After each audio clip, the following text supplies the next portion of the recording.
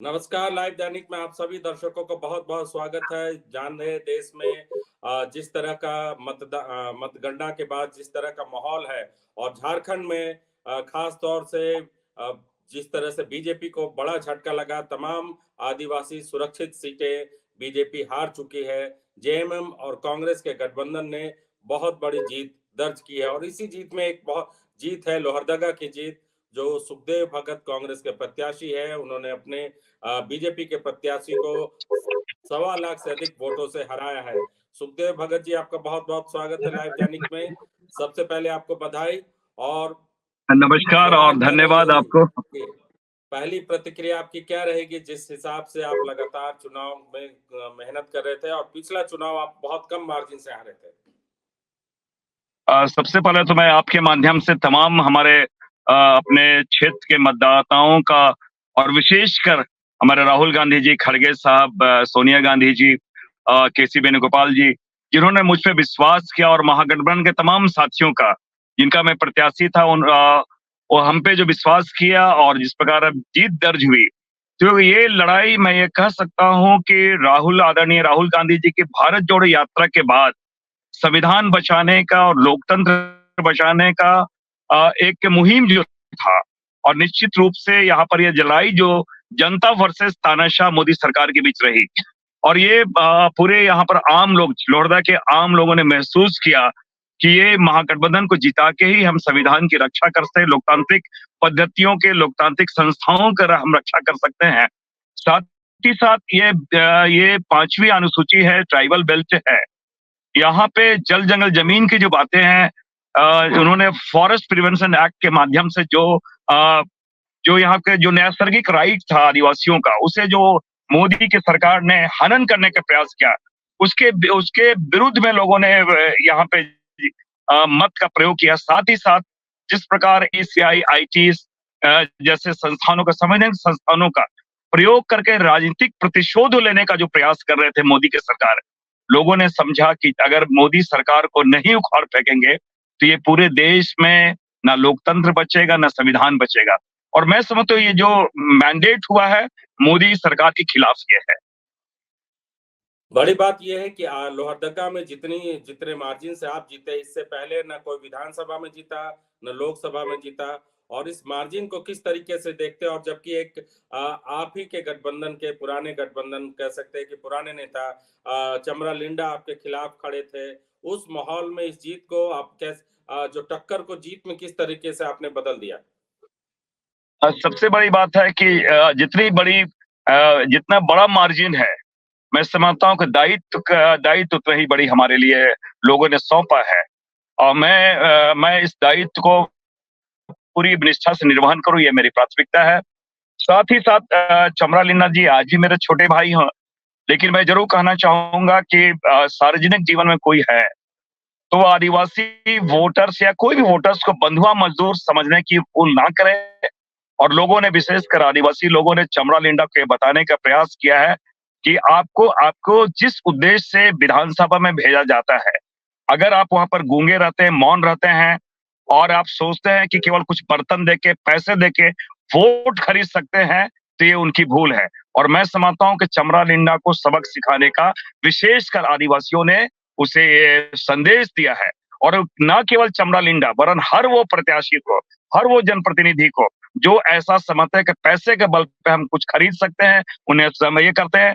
आदिवासी भोले भाले जरूर हैं, सरल है, लेकिन वो राजनीतिक रूप से नादान वो नहीं है।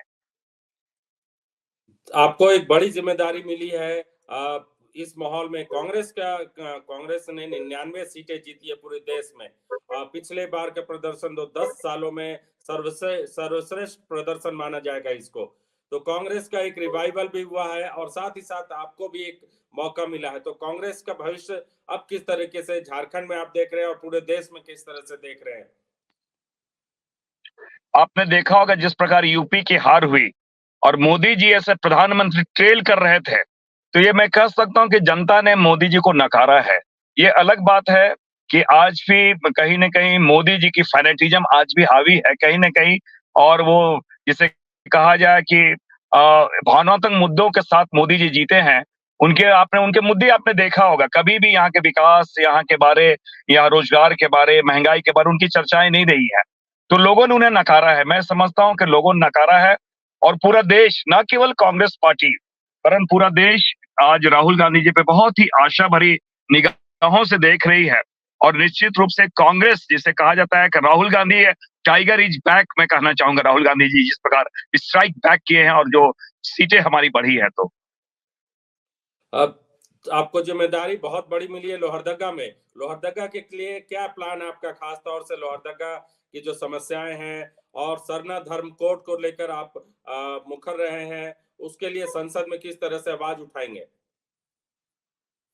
आज भी मैं ये कह रहा हूं कि बीइंग ए ट्राइबल और यहाँ के जो हमारे बहुत ही एक चिर परिचित मांग है, एक हमारे रिलीजियस और कल्चरल आइडेंटिटी सरना धर्म कोड, निश्चित रूप से संसद में आवाज जो गूंजेगी वो सरना धर्म कोड के बारे होगी।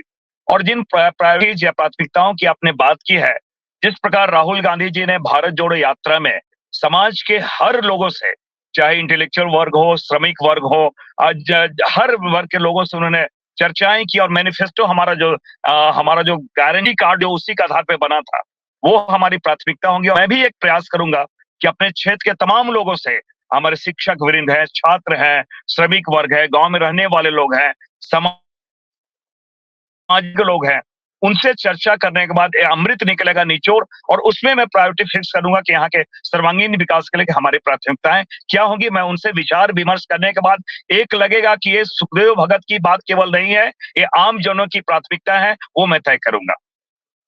आखिरी सवाल, क्योंकि आप ट्रैवल कर रहे हैं इसलिए ज्यादा सवाल नहीं पूछ सकते अभी, लेकिन आखिरी सवाल, झारखंड में आदिवासियों ने 5 सीटें कांग्रेस और जेएमएम के खाते में दे दी है।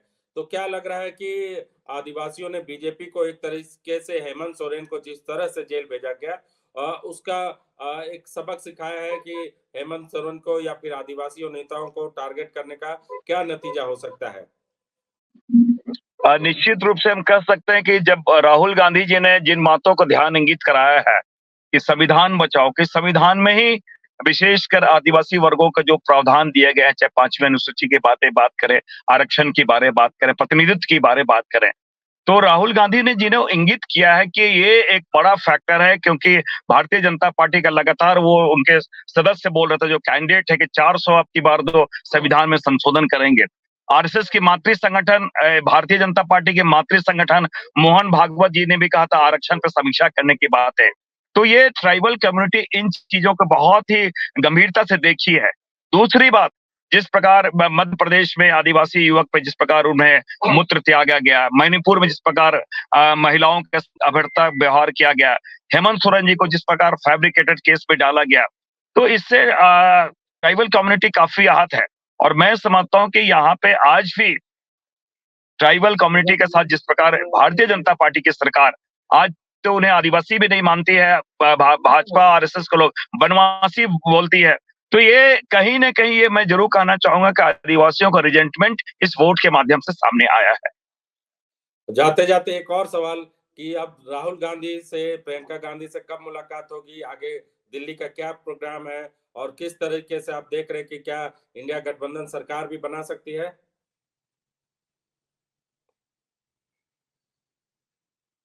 आपकी आवाज क्लियर नहीं आई अभी।